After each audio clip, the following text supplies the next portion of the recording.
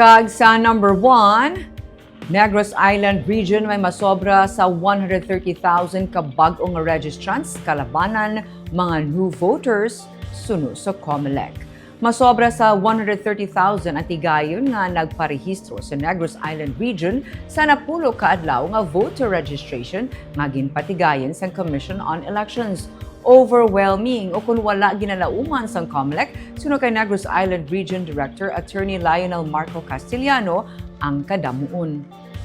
Kalabanan pagid suno sa iya ang mga first-time voters o kung ang yadtong nagapang edaron 15 to 17 years old kag 18 anyos. Nalipay ang COMELEC sa resulta suno sa iya. Ang Negros Occidental may 78,313 nga nagparehistro.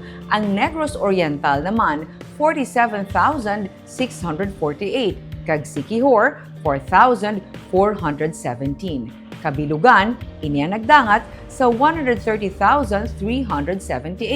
Ang tuman nga pagdagsa sa mga magaparehistro sa Bacolod, labi sa mga pamatanon, suno kay Castellano, ang wala nila ginalauman.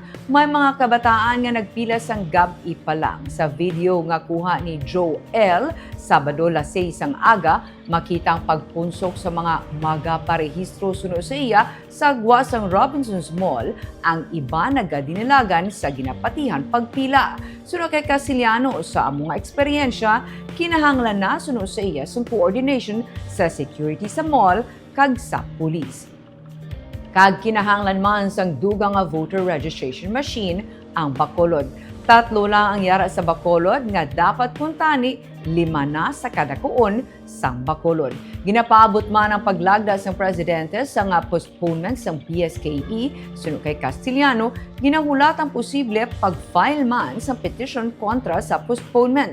Kung madayon man ang postponement sang PSKE, mag-resume sa last week sa October suno sa iya ang voter registration tugtog na sa Hulyo 2026.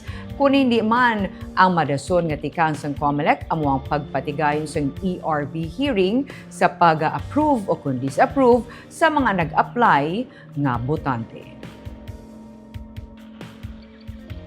Overwhelming turnout, and I'm very glad that ang mga youth came out because nahatagan bigyan talaga sila ng pagkakataong magrehistro dahil hindi man tayo tumanggap ng mga transfer. So, ibig sabihin nun, nakakonsentrate kami sa 15 to 17 at saka yung mga 18 years old na first-time voters.